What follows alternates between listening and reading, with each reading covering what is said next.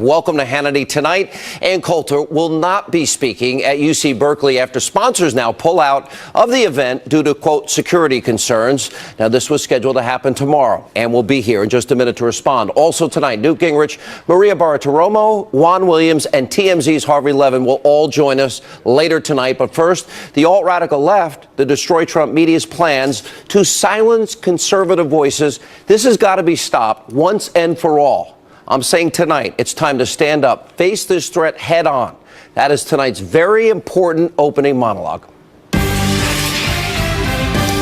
In all seriousness, we are at a turning point, a huge turning point when it comes to freedom of speech in the United States of America.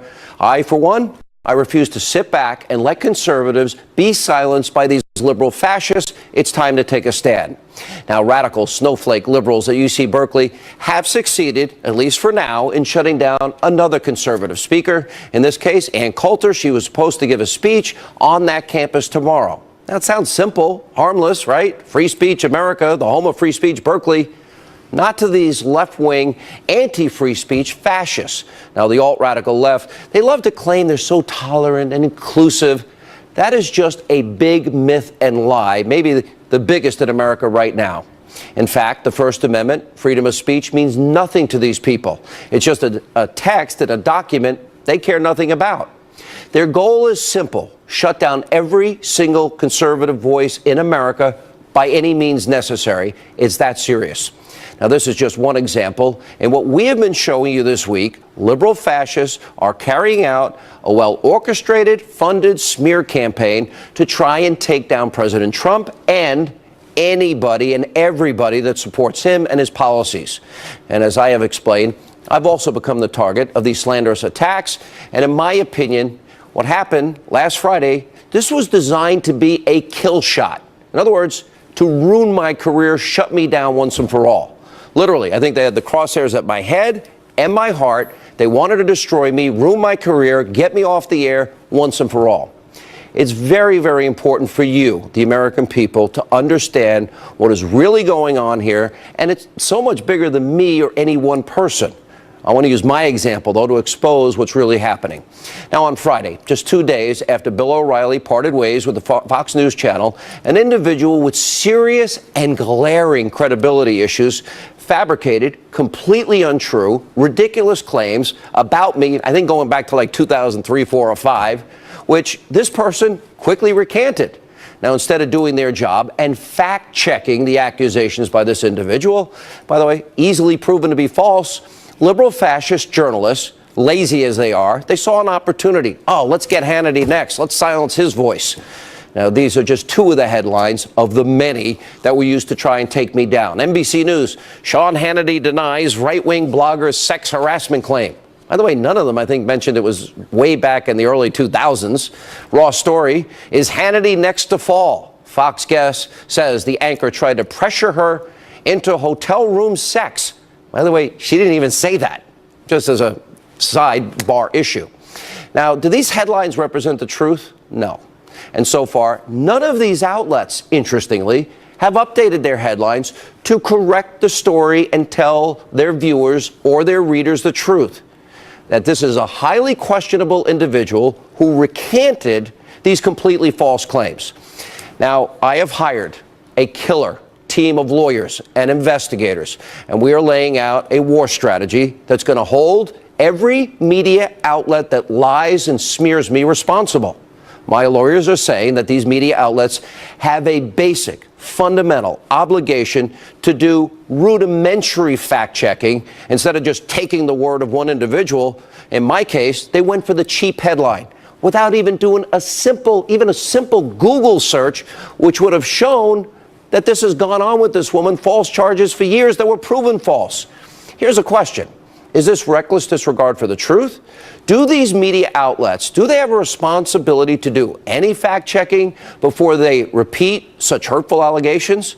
Now, in the end, I may end up suing some of these outlets because at this point, enough is enough. These attempts to destroy and silence conservative voices, it needs to stop, or Fox News Channel goes away. Your favorite talk show hosts go away. You know, they want to get rid of the Fox News Channel, the one network in the country that actually gives President Trump a fair shake. They want to destroy everybody in talk radio. And I feel at this point, if I don't speak up, if we don't fight back, it will only get worse and worse, and others will fall victim to these same liberal media fascists. I've told you since 2007 and 8, journalism in America is dead. It's been that way for a long time. So stop pretending. It's time to stop pretending, because the facts show they are agenda-driven. They're lazy. They're biased. They have an ideological agenda. They seem incapable now of telling the truth.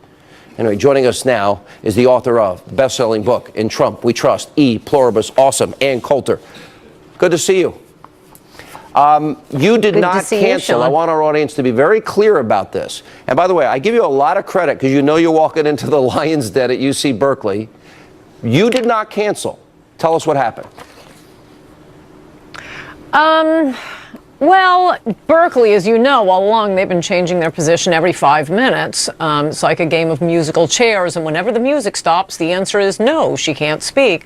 My allies, whom I love, were on the same side, but they ran away, they gave in, and then there was nothing I could do. I think we had carried this pretty far.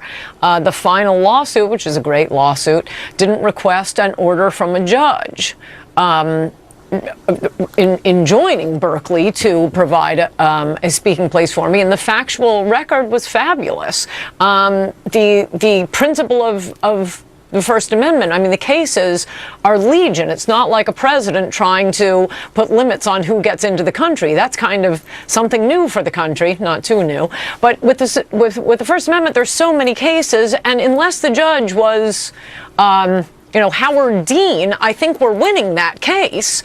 But YAF wouldn't allow the TRO, the request for a court order, to be filed to provide a room and security for me. And Berkeley's lawyers saw that and realized they're not serious, they're backing out. But I mean, all along, YAF has been wanting to issue a sternly worded statement rather than have me speak. Starting with the requirements Berkeley put on, you remember that was the first step of this, that they would never put on a liberal speech. It had to be in the daytime, it had to be only students. They wouldn't announce the venue, and they kept saying, oh, this is outrageous, let's issue a statement. And I kept saying, no, I want to speak. Just keep agreeing. Just say yes, yes, yes.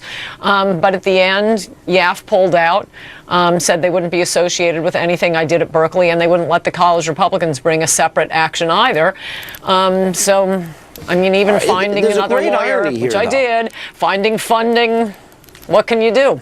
There's a great irony here. Berkeley is supposed to be the home of freedom of speech, the freedom of speech and freedom of expression. Do you agree with my point that there's a bigger issue here, that what I call liberal fascism and this intolerance towards any conservative? Look, there really is only one network that is fair to the president in terms of television, and it's Fox. You are friends with many of my fellow radio talk show hosts, and I believe all of us are a target as well. Do you agree that this is now an orchestrated, funded effort? I know people are paid to tape my show 4 hours a day in the hopes that I'll say something stupid that they can get me fired on. Do you think it's that bad? Is this a real, clear, present danger? That's fantastic. I hope they're listening to my segments on so your do show, I. Sean. They are. Don't worry. They might learn something, columns, which the Berkeley students will not learn. Yes, although I mean, I would say that what I'm frustrated with right now is I think the GOP should change their motto to next time. We'll fight this next time. We'll show them how good we are this time. No, we want to win now, whether it comes to judges. Ruth Bader Ginsburg gets, you may Google it, about 98 votes from the Republicans, and Clarence Thomas 52. Gorsuch barely slips through. You have Donald Trump with, he gives away DACA and then he doesn't get the wall. Well, that'll show him how good he is. What a good humanitarian, by saying what a big heart he has for those dreamers, the illegal aliens he promised to deport. Next time we'll get them. And now we have YAF saying, well, we're going to strike a blow for the next speaker at Berkeley. No, I want to win now. Can Republicans ever win now? Yeah, I agree. Look, I'm as frustrated with Republicans in Congress. Finally, it looks like they have a deal on the health care bill. It took forever, and it took the Freedom Caucus to get it done. I want to just circle back on this, though. I believe that one of the reasons you're so hated over the years, you're iconoclastic, you're funny, you're smart, and you represent a threat to the left because you destroy them in every book you write and every column you write. Similarly, if you support Donald Trump, in the age of Trump, you're an enemy. You've got to be silenced. This is not a game they're playing here. They want you destroyed. I honestly feel that you going there, and I told you this personally, is a real danger because they're so crazy. So I just think this is getting bigger and bigger and worse and worse in the age of Trump. Oh, it definitely is. I've given college speeches for years now, and it was bad during Bush, and then there was nothing during Obama, I think, because college leftists didn't know what their chant should be. They needed a chant, like Bush lied, kids died, and they didn't have a chant for it. So Obama years those were the easiest thing ever. And whoa, has it come back now. But I mean, I think what's going on with Berkeley, when you have, it shows how radical the universities are generally. I mean, what you're talking about, I agree with. Yes, they want to destroy and squelch conservative speech. But there is a separate issue with the universities right now. When you have Bernie Sanders, Elizabeth Warren, Howard, Bill Maher, Joy Behar, and so on and so forth, when they're all saying, oh, get over yourselves, Berkeley, we have a First Amendment. People have fought and died for the right to free speech. Of the college Republicans, really, in this case, they're a student group. I'm not just, some homeless person wandering onto the square, but I'd be allowed to speak then, too. They are really outside the mainstream. They are publicly funded. Forget that this is where the free speech movement started. The amount of money they get from the state and the federal government, but all of the people who should have been standing up for the First Amendment here all ran away with their tails between their legs. Unbelievable. And by the way, I do think it is possible that today is Wednesday, Thursday, the Berkeley campus will be the safest place on the face of the earth because so many people were flying in to defend me. I give you a lot of credit. Maybe we ought to bring every conservative out to Berkeley, and we'll have a big conservative forum out there, and let's see how they deal with that. And I admire your courage. Thanks for being with us, sharing your story. Appreciate it.